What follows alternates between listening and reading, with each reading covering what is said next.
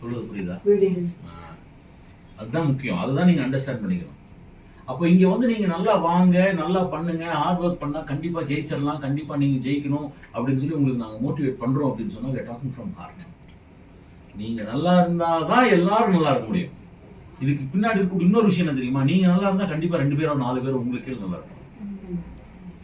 So இந்த அந்த மாதிரியான ஒரு தொழில் வாய்ப்பு. ஸோ இந்த எல்லாருக்கும் தெரிஞ்ச விஷயம் தான். ஆனா ஏதாவது ஒரு காரணத்தை சொல்லிட்டு இங்க வளரக்கூடிய வளர்ச்சியை, உண்மையா வளர வேண்டிய அந்த வளர்ச்சியை நீங்களே கத்துக்கிட்டு இருக்கீங்க. நம்மளுக்கு வந்துங்க பிசினஸ் பண்றதை தவிர எந்த ஃபோக்கஸ் இருக்கக்கூடாது. எத்தனை இடையூறு வேணாலும் வரட்டும், எத்தனை இடையூறு வந்தாலும் அந்த இடையூரை தாண்டிப்போம். அவ்வளவுதான். அது இடையூறு அப்படி வந்துருச்சு இப்படி வந்துருச்சு, அது இடையூறான்னு மட்டும் பாருங்க. Simple rule. அது இடையூறா? ஆமா. அது என்னவா வேணா இருக்கட்டும், அது தாண்டிப்போம். அவ்வளவுதான். அந்த முடிவு எடுங்க. அது என்ன வேணா வரட்டும்.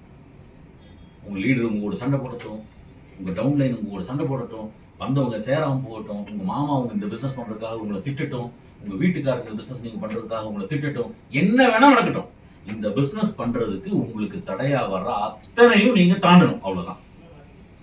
தாண்டி வந்து பாருங்க, யாரெல்லாம் தடையா நின்னாங்களோ அவங்க அத்தனை பேரும் நீங்க பண்ணதுதான் சரின்னு சொல்லி நாளைக்கு உங்க கூட வந்து ஒட்டி வராடுவோம்.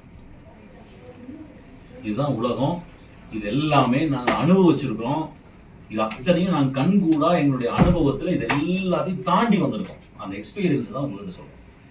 அப்பா அம்மா குழந்தைகளை இதை செய்ய அதை செய்யாதன்னு சொல்றது ஒரே ஒரு காரணம் தெரியுமா? இதை செய்யாம மட்டும் நான் இருந்திருந்தா நான் நல்லா இருப்பேனே, அப்படின்னு நல்லா இருந்திருப்பேனே அப்படிங்கிற அந்த எண்ணம் தான் தன்னுடைய குழந்தைகள் அந்த மாதிரி ஒரு தப்பை செய்யும் போது செய்யாதேன்னு சொல்றதுக்கான காரணமே. புரியுதுங்களா உங்களுக்கு? ஸோ அந்த மாதிரியான தவறை செய்யாதீங்க செய்யாதீங்க. உங்களை இந்த பிசினஸ் பண்றது தடைகளா? உங்க நண்பர் வருவாரு, உங்க மாமா வருவாரு, உங்க மச்சான் வருவாரு, ஹஸ்பண்ட் வருவாரு, அப்பா அம்மா வருவாங்க, எல்லாம் யார் வேணா வருவாங்க. அதை நீங்க தாண்டி வந்து பாருங்க, யார் வந்தாங்களோ அத்தனை பேர் உங்களுக்கு நாளைக்கு சப்போர்ட் பண்ண வருவாங்க. சப்போர்ட் பண்றதுல உங்களை அட்மையர் பண்ணுவாங்க. நீ பண்ணதான் கண்ணு கரெக்ட், இன்னைக்கு மட்டும் நான் சொல்றதை கேட்டிருந்த சாமி நல்ல வேலை கண்ணு, நான் சொன்னது நீ கேட்கல அப்படின்னு சொல்லி எந்த வாய் இன்னைக்கு உங்களை திட்டுச்சோ அதே வாய் சொல்லும். எல்லாம் 1000 நான் பார்த்துட்டேன்.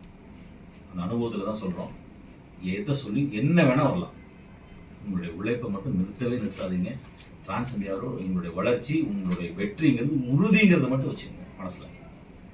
ஒவ்வொருத்தருடைய திறமைக்கேற்றபடி கொஞ்சம் நாள் தள்ளி போகும், அவ்வளவுதான்.